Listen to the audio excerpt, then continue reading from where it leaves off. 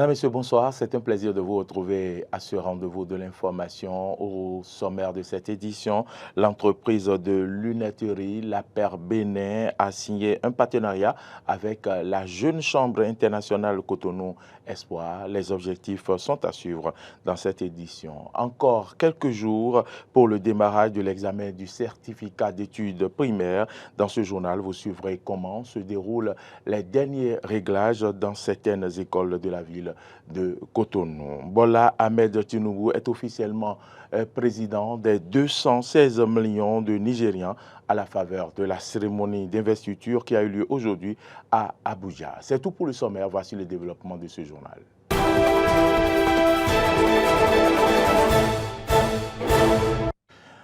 Merci de votre fidélité à Eden TV et bienvenue dans ce journal. Comme je l'annonçais en titre samedi dernier à la Cour d'appel de Cotonou, l'entreprise de lunetterie La Paire Bénin a signé un partenariat avec la Jeune Chambre internationale Cotonou Espoir. Des kits de lentilles ont été offertes à la cérémonie de lancement du partenariat qui a connu la présence d'une vingtaine de personnes. Grâce à Valigbe pour le compte rendu. L'entreprise kenyane de lunetterie La Paire Bénin s'est associée à la JCI Cotonou Espoir pour l'aider à entamer la phase active du projet Santé Plus qu'il s'est confié depuis le début de son actuel mandat. Dans l'après-midi de ce samedi 27 mai à la salle bleue de la Cour d'appel de Cotonou, le lancement et la signature du partenariat ont eu lieu devant les membres des parties contractantes et aussi devant les invités. Dans l'ordre, le projet Santé Plus, cette année, devait être plus sur l'acuité visuelle. La Paire Bénin a accepté de nous accompagner pour ce projet. Nous avons reçu des dons. Pour la petite histoire, juste après la prise de ma chaîne en septembre 2022, il fallait courir derrière les partenaires. Nous avons fouillé Béché. Nous sommes tombés sur la Paire Bénin, qui tout de suite a épousé l'idée. Ils ont décidé de nous accompagner courant tout le mandat 2023, les semaines à venir aussi, ainsi que les années à venir si tout va bien. Cher ami Ayman, je te remercie pour ce que tu es en train de faire depuis le début de ce mandat.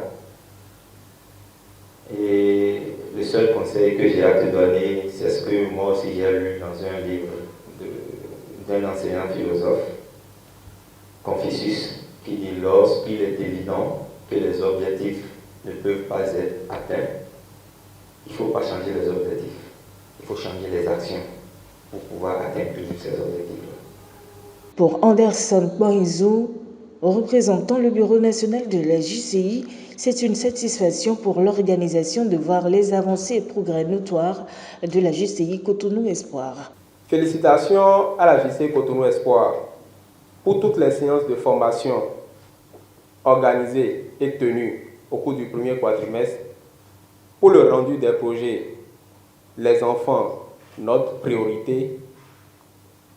Félicitations enfin pour avoir rendu le projet Santé Plus et qui, si je ne me trompe, va connaître un nouveau développement à travers le thème de l'acuité visuelle sur lequel le partenaire La Paire a bien voulu nous accompagner. Grâce à ce partenariat, des tests de vue gratuits se feront aux membres de la JCI et aux personnes de leur zone d'intervention. Des lunettes optiques toutes montues seront également distribuées jusqu'à la fin du contrat. Nous sommes dans l'objectif d'accompagner la JCI, la Jeune Chambre internationale, pour sa branche de Cotonou Espoir, afin de leur permettre d'avoir ces verres, ces kits de verres à leur disposition pour pouvoir les rendre disponibles à leur cible dans leurs zones respectives. Nous entendons poursuivre ce partenariat avec la Jeune Chambre internationale qui nous permettra de pouvoir faire des tests de vue gratuits à leur population qu'ils touchent. La Paire Bénin, convaincu de la qualité de ses prestations en santé oculaire, invite les Béninois à les préférer. Et puis le promoteur du centre communautaire EYA, Lionel Talon, a échangé ce samedi à Cotonou avec les promoteurs et responsables d'organes de presse. C'était autour d'un cocktail. Suivez ici le compte-rendu. L'objectif de cette rencontre était de présenter les réalisations du dit centre depuis sa création il y a 1 an et demi. Et puis, à la question de savoir pourquoi le choix d'installer un centre communautaire à Cotonou, à Lionel Talon de répondre ce qui suit.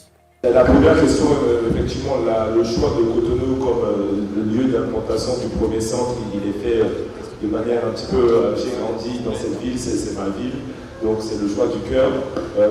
J'ai grandi à Papa d'ailleurs, donc c'était vraiment un choix qui était pour moi assez naturel. Mais effectivement, l'esprit de l'IA est censé s'exporter en dehors de Cotonou.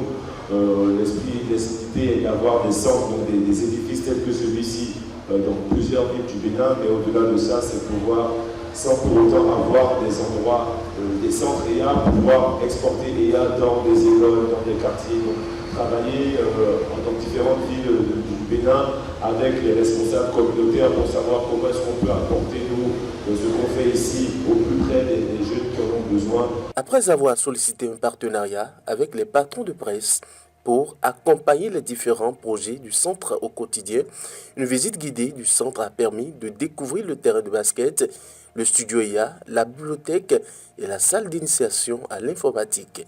Lionel Talon a une grande vision pour son pays. Dans notre jeunesse, un réel cap sur l'apprentissage et l'appropriation de l'outil informatique. Il est très important que très jeunes nous puissions apprendre à nos enfants à se servir de cet outil-là, parce que voilà, c'est le monde d'aujourd'hui. Grâce à cet outil, justement, comme on le disait un peu plus tôt, je pense que les disparités entre les pays du Nord et les nôtres sont réduites, parce que quand on maîtrise l'informatique, quand on maîtrise l'ordinateur, aujourd'hui on est capable de tout faire, on a accès à l'information, on peut créer, donc c'est vraiment important pour nous. Grâce à une franche collaboration avec les écoles, les apprenants peuvent accéder ici à cette salle d'informatique. Ce n'est pas une salle ouverte, ce n'est pas un cyber, ça ne se fait que dans la coopération qu'on fait avec les écoles. On identifie les écoles, on voit les classes d'âge. Ils savent que tel jour, ils envoient leurs enfants ici pour avoir un cours d'informatique. C'est une question. Espace à l'esthétique magnifique et à centre communautaire est ouvert à tout type de personnes, vieux, jeunes et enfants, et se révèle aujourd'hui comme l'un des meilleurs cadres de divertissement du Bénin et de la sous-région.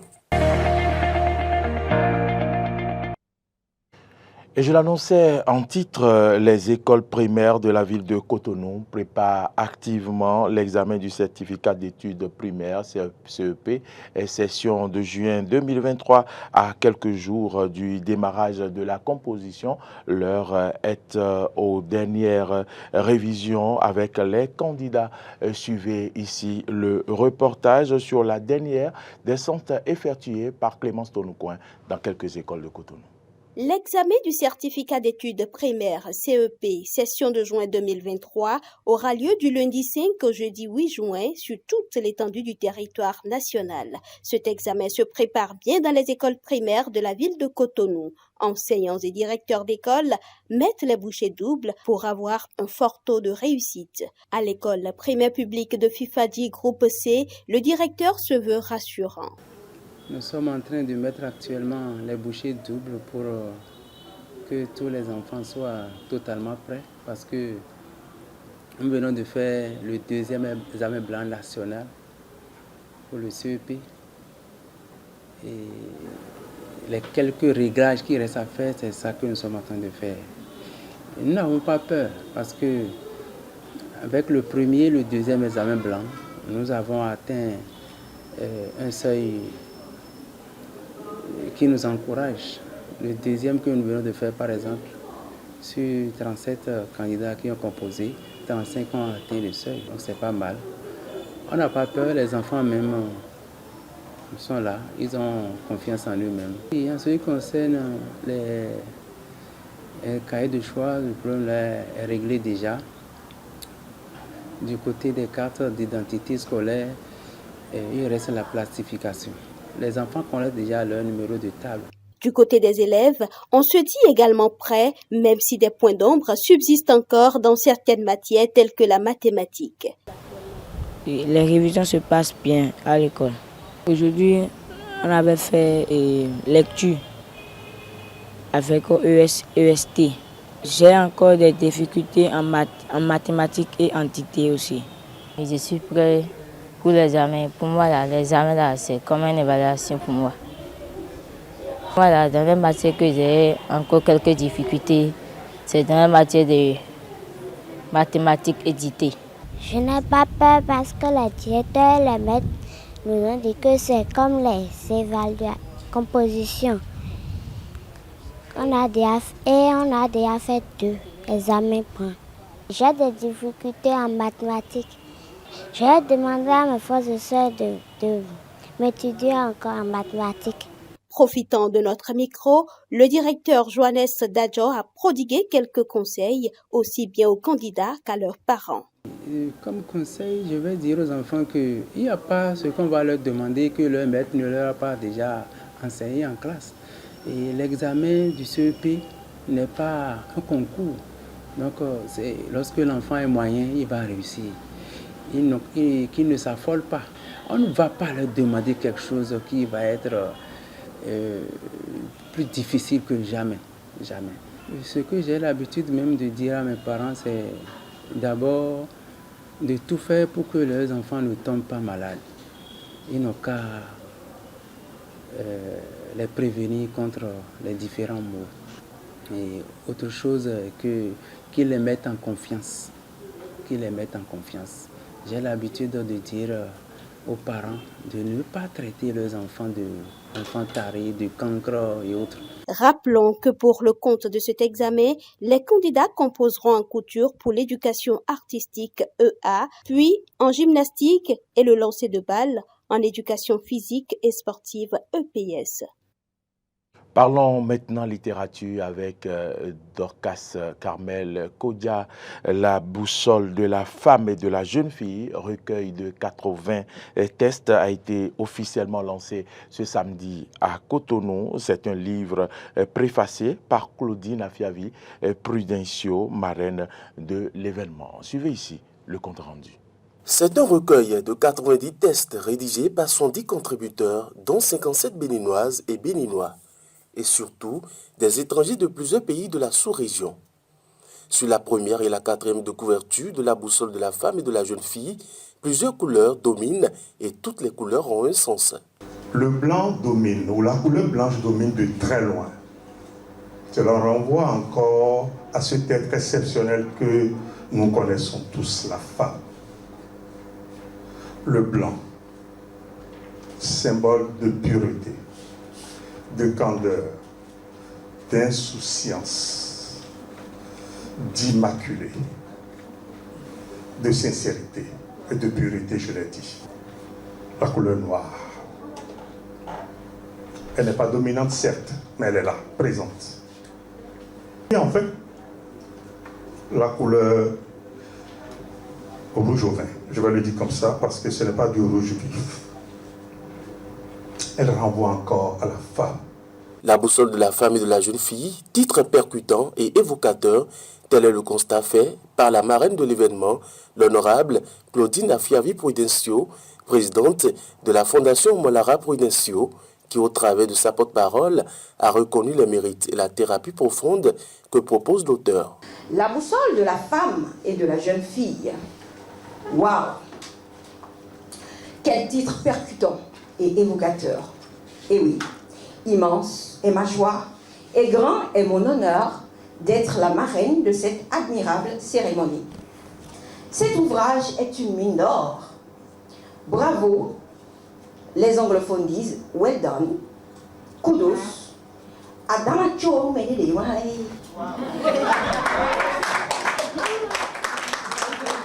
Mesdames et messieurs, chers concitoyens, chers pères, chères mères, chers aînés, amoureux des belles lettres, soyez curieux. Découvrez et faites découvrir à toute femme de votre environnement. Que ce soit Maître Cécile Kossouro, Madame Miradrued, Madame Michel Sana, tous invités d'honneur, la boussole de la femme et de la jeune fille de Dorcas Carmel Kodia est une œuvre de l'esprit qui pourra éveiller les consciences. La promotrice, c'est-à-dire l'auteur, c'est une dame à féliciter. Une dame brave que nous devons féliciter et honorer s'il le faut. C'est un livre qui dépasse son prix. J'étais très étonnée de voir que c'est un livre à 10 000. Je pense que tous ceux qui ont contribué vont attaquer Dorcas. J'ai compris que c'est l'ami de la femme, ce livre. Ça doit être notre guide, nous devons marcher avec. Et ce livre doit aider et la jeune fille et la femme. C'est donc le moment pour Dorcas Kamel Kodia, désormais auteur de 2 ouvrages, de dire toute sa satisfaction à la marraine de l'événement et tous ceux qui, d'une manière ou d'une autre, ont contribué à la réussite de son projet. Je voudrais dire toute ma satisfaction à la marraine de l'événement, son Excellence Madame Claudine Afiavi Prudencio, ancienne députée, ancienne ministre, ancienne présidente de l'Institut national de la femme et actuelle présidente de la Fondation Omolara Prudencio. Elle s'est rendue disponible, même si c'était à distance. Elle a déployé son équipe. Elle était là, présente d'esprit avec nous. Elle a envoyé une représentante. Je pense que je n'aurais pas eu une meilleure marraine. Et le Saint-Esprit qui m'a inspiré à la choisir. Franchement, ce Saint-Esprit a bien fait son travail. Je dis merci à la marraine. Merci à tous les contributeurs des 11 pays. Merci à tous les invités qui sont venus. Merci à tous les invités d'honneur qui se sont prêtés à cet événement en thème d'image. Je dis merci à Mme Gladys Tawemon. Je dis merci à Mme Michel Sana Chukuyeni. Merci au pasteur Mirabel Dreud et merci à Maître Cécile Flora Kosuro pour leur présence et leur soutien.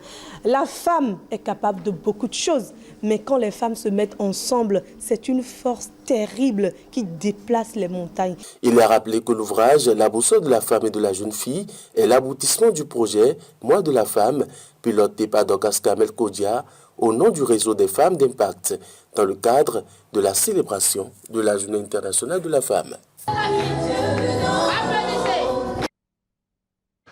Hors du Bénin, à présent, allons au Nigeria où Asiwaju Bola Ahmed Tinubu est officiellement président des 216 millions de Nigériens. Aujourd'hui, à la faveur de la cérémonie d'investiture à Abuja, le candidat de l'APC a pris les commandes du Nigeria pour les 4 années à venir. Après avoir prêté serment en tant que 16e président du Nigeria, Tinubu a reçu de nouveaux drapeaux de Buhari, son prédécesseur, signifiant le début d'une autre administration.